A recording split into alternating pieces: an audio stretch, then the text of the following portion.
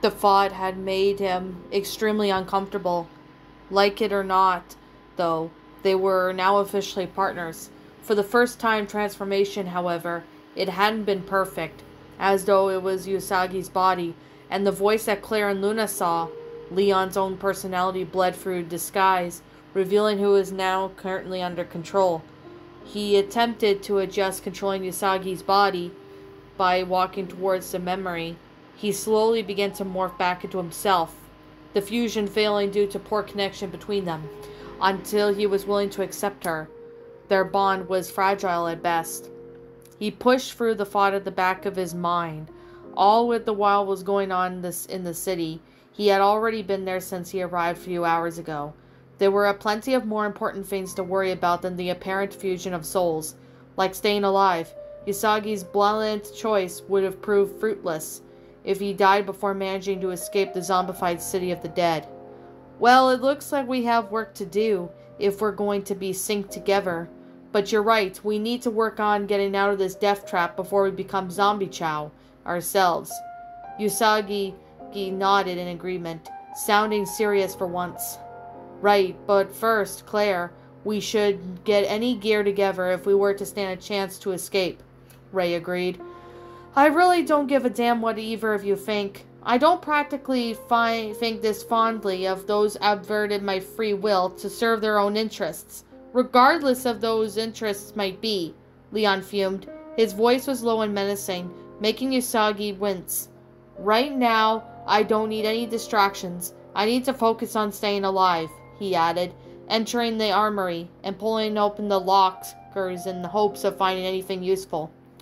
2 weapons still remained, an Uzi machine pistol and a Lightning Hawk Magnum. He took the Magnum and handed the pistol machine to Claire. Here, no offense, but power weapons don't really seem to be your type. Yeah, last time I tried my brother's Magnum, it nearly knocked me down, Claire said as she took the Uzi and loaded it with a fresh clip. Huh? There's something else here. It looks like a letter. It's addressed to the rest of the STARS team and signed by Chris. You should probably read it, he said, handing over the envelope. Claire took it and read out loud. To my best STARS buds. How are you all doing in drab an old station? Hanging there against the old irons? Me, I just got back from a date with the hot chick. Bet you can guess what we got up under the extra large umbrella. Europe is amazing. 1 month and no way in even a scratched surface. Maybe I'll extend my vacation for another 6 months. Barry, if you don't think of ever coming to join me, wouldn't you make all the cute girls cry? Yeah, so just leave the babes to me. Jill, if Claire contacts you, please let her know I'm okay. Chris. This does not sound like Chris. It almost sounds like it could be written in a code. Extra large umbrella? I think he's talking about umbrella, and it's over in Europe, Claire summarized as she reread the letter over and over again. Umbrella has a base in Europe? Where else have they stretched out? Ray asked. Sounds like to me Chris quit the service and decided to take a personal trip to Umbrella headquarters. The woman he claims he was with was either an informant or one of the staff he was grilling for information. Question is, why would Chris be investigating Umbrella? What would they have done to earn the area of the former STARS member? Leon pondered. More importantly, my mother. I hated it, but it was rare, so I let it slide. I respected him as a man and admired him as an officer. He'd always did his best to serve and protect the city, like as a good policeman should. Whenever he got drunk, he'd once sobered up. He always apologized and did his best to make up for his actions. I remember he'd swear each time. That time would be the last. It never was, but that would never really mattered. When he was on duty, he was the man of honor and loyalty. I wanted to be like him, despite his shortcomings behind closed doors. He was killed in a line of service. We never found out who killed him. After his death, I decided to go follow in his footsteps to become an officer of the law. I always wanted to protect and serve like he did. He paused, grunted, and somewhat annoyed smirked on his face.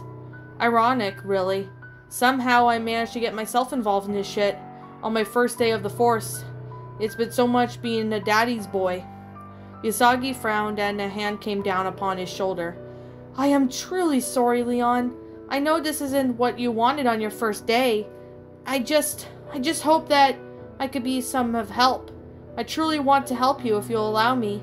That's if not, we could find a way to separate still, if you want to. I don't want to think about that right now. It will only distract me from my ultimate goal, staying alive as long enough to consider it. This is not as shit as not how I imagined my first day. He replied sullenly. Usagi knew she had a lot of work ahead of her if she wanted to stay with Leon, but with her jumping the gun like she did, she'd have to work extra hard to do so. But what if it wasn't enough? Would she have to go back to sleep again? She would have to suffer alone again while some of the others had their own vessels? No, she didn't want to go back in the dark again. I can hear you, you know. You're in my head. Remember? Can we not keep on going about this? None of your damn thoughts are going to matter if I get killed, and I need to focus. When will you man up and get that? He annoyedly remarked at her. Sorry. I'll do what I can to help, I promise, Usagi quickly answered. He then sighed again. Whatever, just gonna move on. And got it, Claire grinned as the metal finally came loose from its holder. Here we are, the final one. Took you long enough, Radfield. What you learned quickly how to pick locks, not to solve sliding puzzles quickly. Spend too much good time on video games in college, lazy bones? Leon softly taunted her, to which Claire playfully rolled her eyes and swatted him at the arm. Let's get back to the statue and get this baby in. Hopefully this is our ticket out, Claire said, before leading the way back towards the main hall. And hopefully Marvin wasn't a zombie by then. Passing through the library, they re-entered the main hall and went back downstairs to the staircase for the goddess statue. Marvin, or whatever happened to be Marvin, was still being hunched over by the bench nearby. The computer had been neglected on the table. It was also turned off. As they approached the statue, he moved and groaned. That wasn't a human groan. No, Marvin, Claire softly gasped in horror as Marvin began to shamble towards them, blood leaking from his mouth and eyes.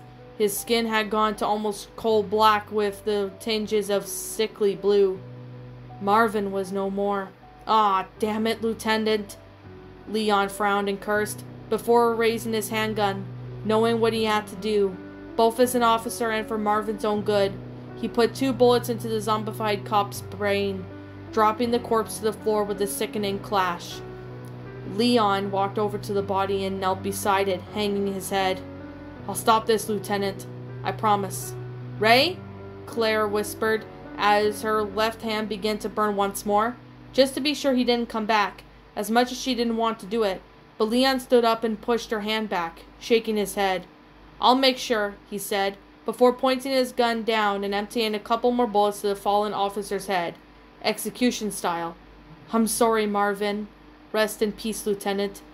Oh, Leon, I'm so sorry, Usagi sniffled. Whoever is responsible, they need to be stopped, Ray hissed. He didn't say anything in reply and coldly turned away from the corpse and back to the statue in complete silence. He placed his last metal into the slot and the base slowly slid away, revealing a gate to an underground path. Let's go, he painfully said, not attempting to hide the barely contained rage building inside him. Someone was going to pay for this. Little did he know that rage would soon give way to something inside him greater than Usagi. The girls nodded and quietly followed him, with Claire shutting the gates behind them, so make sure no one else followed them. She too felt angry. That was at this point in senseless death. Who or what even started this in the first place? And why did so many people have to die? Claire, Ray spoke up. We'll stop them. Whoever and whatever caused this, we'll put an end to it, one way or another. I know, Ray, Claire nodded. Stepping through the gate, it was intentionally dark, but the lights came on as they walked through sorts of steps. It was an office of sorts, with the elevator off to the right-hand side. What his office was used for, Leon nor Claire had any clue. They had never seen it before, and Leon didn't even know it was there. He'd better not known that it was given a path behind the statue, let alone that it moved. It looks like some kind of office, but what is going on down there? Luna asked as she hopped onto the desk for a better view. Hell if I know, Leon commented. a praise that would soon become the mistain of his sarcastic quips later in life. But I imagine whatever it's for was heading down towards underground.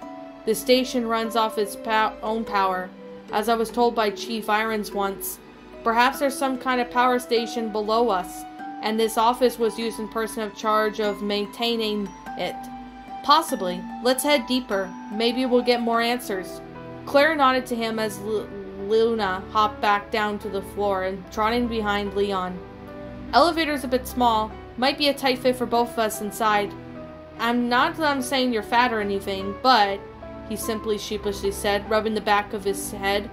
How about you go first? Or would you prefer the big strong man go down while the small timid chick waits for you, shining officer in blue demi? Claire giggled and shook her head. Oh, go on then, Mr. Macho. She teased while Ray and Usagi heard giggling.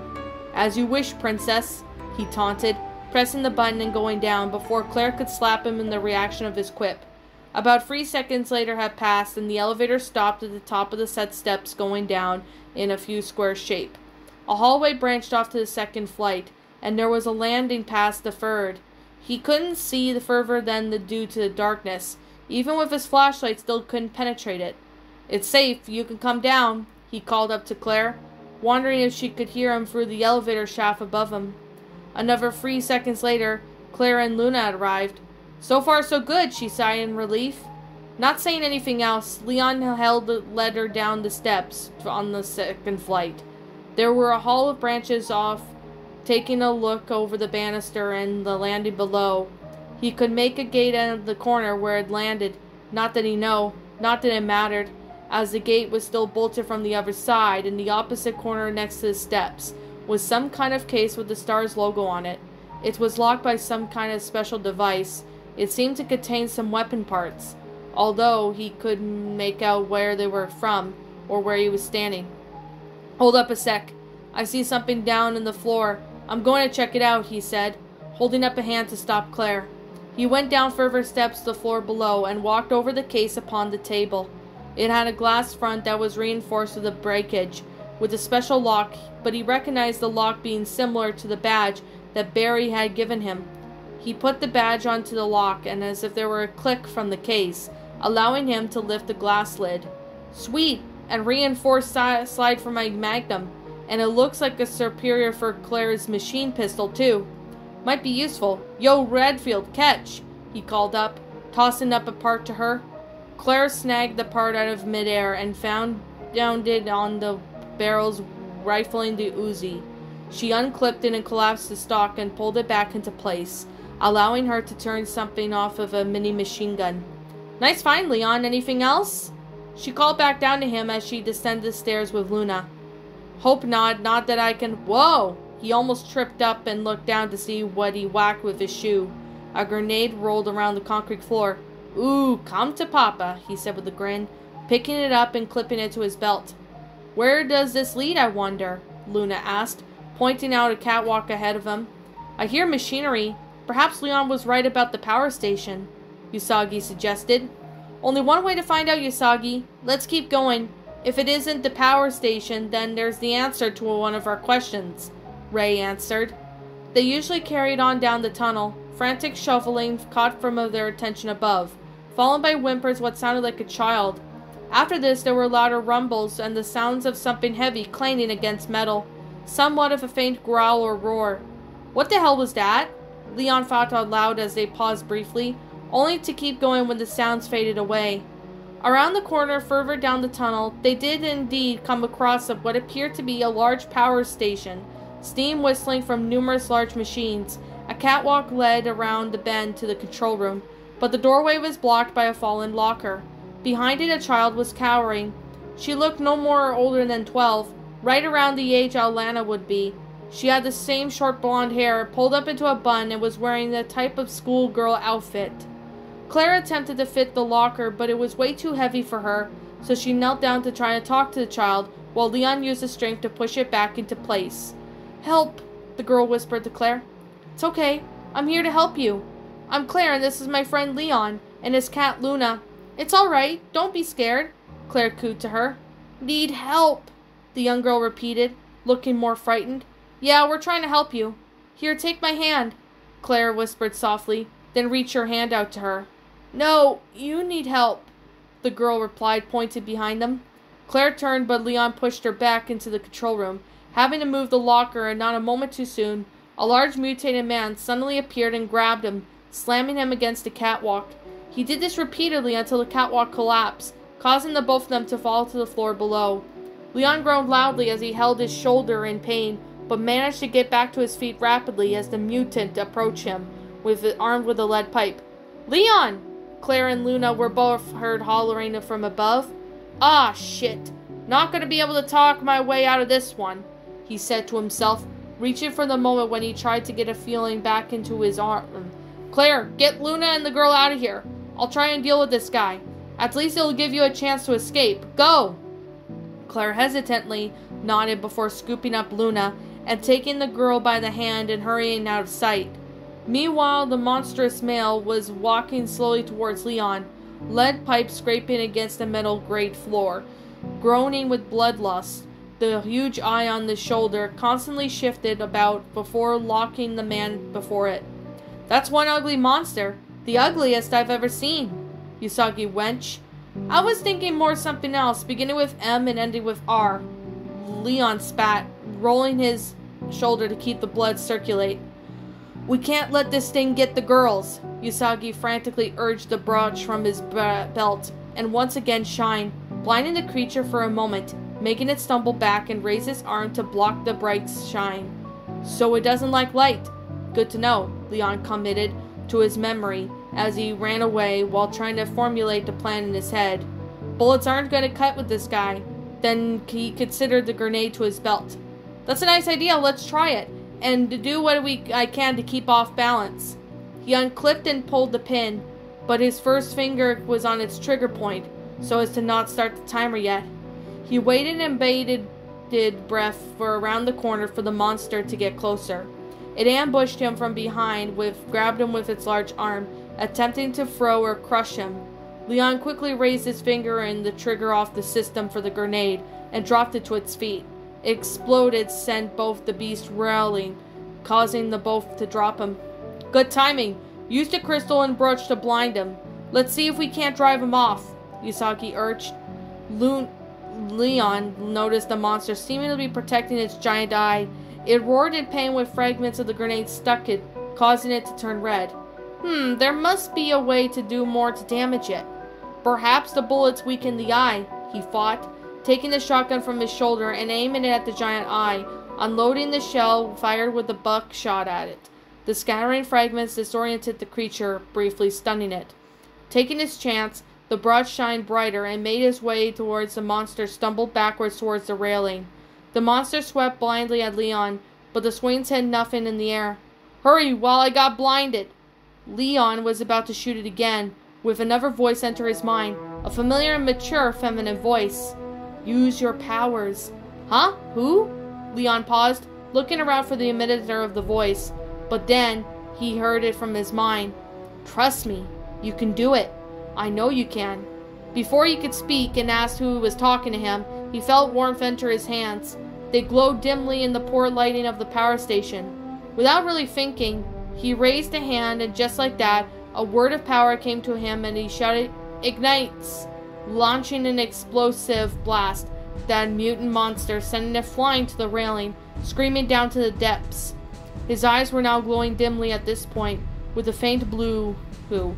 He looked at his hands in disbelief of what he had done. That was magic. He just used magic. What in the goddamn... I knew you could do it. I believed in you, and you proved me correct, like myself. You are too gifted with power you've never had. Your spark has awoken, and now your eyes have opened to the world beyond your wildest dreams. Now all you can see the color was absent in the black and white of the world you knew. Magic is real, and you're the one gifted with few who are sensitive to it. But all I have done what I can for you for now. The rest is up to you, my son. Leon froze in place. That voice! He knew that voice. Mom? It can't be. You disappeared years ago, he said, trying to coax the words from the voice. If it was his mother, he needed to know more. I wish I could stay, but there is so much I have yet to do, little enough time to accomplishment. I'm sorry, Leon, but you must undertake this journey alone. You have already survived your first test with the help of Princess Serena, no less. An unexpected, but not entirely welcome event. Listen to me, son. I didn't abandon you. I had to leave you to do my duty, as we all must. I was called to a higher purpose, and knows mighty power beyond our current comprehension. One day you will understand, but I cannot help you anymore. Mom, please don't leave. What's happening here? I can't do this alone, he pleaded her. You're not alone. You have Serena and the other who will be one day come very close to you. You may not know this, but you already purposes a large place in heart. A large place? You mean Claire? But we just met a few hours ago. You'd be surprised how fast with such incredible ways that relationships can blossom. I don't understand. But you will in time. I have to go now, son. Be strong, Leon, and trust the moon, for she will guide you. The presence in his mind faded, and he was once again alone in the destroyed power station, with only his thoughts and Usagi's somewhat shocked breathing due to accompany him. What the fuck just happened? And who the hell is this Spark? He asked to nobody in particular. He was confused, and neither he nor Usagi had answers. I don't know. I really don't know. But at least you know your mom's alive, right? As for the Spark she spoke of, I think it's as what you did to that monster just now. I have so many questions, and no clue on where or what the answers are. I wish I had those answers for you, Leon, but I am just as confused about this as you are. But we all should catch up to Claire and Luna. Who knows what's going on with them? After Leon had told him to leave, Claire had taken Luna into her jacket and coaxed the girl into following her into the control room. Pulling down a lever, she activated one of the systems and made a bridge on the secondary catwalk, allowing them to escape. Damn it, Leon. I hope you'll be okay, and you better come back alive, she said to herself, as she hurried the girl along the catwalk to another room and slammed the door shut. It was a small office-like space with barely anything inside, save for the desk, a chest, and a few lockers. She sat down on the chair and decided to question the girl a little bit, maybe stall for time. What's your name? She asked the girl politely, attempting to make small talk. Sherry, the little girl answered. Sherry Birkin. Where are your parents, Sherry? What are you doing here alone? Clara asked next, trying to remain calm, but her heart was still pounding for the thought of Leon finding that creature. My mom and dad work for Umbrella. They told me to come here if something happened, Sherry replied quietly. Umbrella? That's the pharmaceutical company, right? Claire stated. My mom's still there, and I think Daddy was there too, but he's gone. Claire frowned immediately and fell into the comfort baby mode. Oh, that's so sad. My parents are gone too. It's just me and my brother. Sherry also apologized for whatever reason. Oh, I'm sorry, she said, rather high-pitched, as if she found it a shock. But Claire shook her head and smiled. Don't be. It means we've got something in common. And that's a good thing, right? Sherry didn't respond but smiled back. Claire then stood up again. We should get going, and maybe we could find a way out and help Leon when he follows us, she said brightly, putting on a brave face and pretending like nothing was wrong, only for Sherry's sake. She walked down the corridor to a ladder leading up the manhole. When she climbed out and opened, sticking her head out cautiously, she looked around and noticed that they were now in the parking garage. It was devoid of life, but there were police vehicles everywhere. She climbed up and helped Sherry, then spotted the shutter leaning outside. Look over there! Sherry pointed to the shutter. The machine was still powered. Claire ran over to it and tried to use it, but without a parking pass, there seemed to be no way to open it. Damn it, we need a key card. Then there was a sound behind them. Both girls turned to see a large rounded man with gray hair and a classic cop shade approaching them. There you are, Sherry. I've been looking all over for you. A brave girl leaving her house in the middle of all this mess. Before Claire could reply, she pulled a revolver from his back pocket. On the ground now. Hands behind your head, he said, pointing the gun at Claire. You can't be serious, Claire stated, only for the man to fire at the truck behind her and take out its headlight. On the ground now, he said loudly, to which Claire reluctantly complies with. Sherry, tie her hands, he then said, pulling the cable tie from his pocket. Why are you doing this? Sherry asked, but the man cut her off. Shut up. Tie her up, he said quickly, and Sherry refused to move. Okay, fine then. You tie her up now, or she dies. Sherry hesitated, but finally picked up the cable and began to tie her wrists. Claire then asked, "What's all this about?" "Child endangerment for starters," he replied, walking over to a gate and putting the card key into the machine of the shutter. "Sherry, come here." Claire then asked, "What are you gonna do to her?" "None of your fucking business," he snarled. "If you hurt her, I swear to God, my brother is the stars and I will fucking..." The man cut her off as he kicked her in the side, knocking her down. "Sherry, over here, now," he demanded. When Sherry ignored him, he turned to Claire and asked to point a gun in her face. "What's your name?" When she didn't answer, she got belligerent, shoving the gun closer to her chin. "What's your fucking name?" Claire angrily responded with gritted teeth. "Claire!" "Okay, Sherry, you come with me now or say goodbye to Claire," he threatened, pushing the gun towards Claire's face. Sherry finally relented and cried, Okay, I'll go!" Went over to his side. "You better be taking me to Mom," she demanded to him, to which surprisingly calmly, absolutely. Only for Claire to interject with, "Don't listen to him, he's full of shit." This annoyed the man greatly and smacked her across the face with the butt of his revolver. Sherry pleaded him to stop. "Stop hurting her, please." But the man roughly seized her by the arm and began to drag her away from Claire. "Don't tell me how to do my job," he angrily said to Claire as he did so. "Let go of me! Let go!" Sherry cried as she struggled to get out of his strong grip. "Obviously no one taught you manners. We'll soon fix that," the man hissed at her, not seeing something drop from Sherry's person. Claire struggled to get the ties off of her hands as Sherry continued to struggle to get away from the man. Finally, she was able to break the ties and get up, rushing to the shutter but failing to reach it before it closed. "I'll get you, fucker!" she screamed at the man as she swiped the blood from her mouth, then muttered to herself, "Stay safe, Sherry." Looking down, she saw that it picked up the pendant Sherry had dropped, examining it in her hand. The strange design on it didn't make sense to her, but she figured she would hold on to it once she could return it to when she went to get Sherry back. What's up, my pretties? It's the Lion Queen here. I want to appreciate you all for tuning into this video, and I do appreciate you guys supporting my video by giving this video likes and stuff. If you really enjoyed this video, be sure to leave a like, comment and subscribe if you're new, ring the bell for notifications to when I upload so that way you guys will get updated for whenever I upload. If you want to follow me on Twitter or DeviantArt, feel free to leave a follow on those if you are interested in following me on those socials. If you want to support my backup channel, known as Miss Dark Shigo, feel free to subscribe to it, as a link to that will also be in the About page section. And with that being said, and that being the case, thank you so much for watching, my pretties, and as always, stay pretty.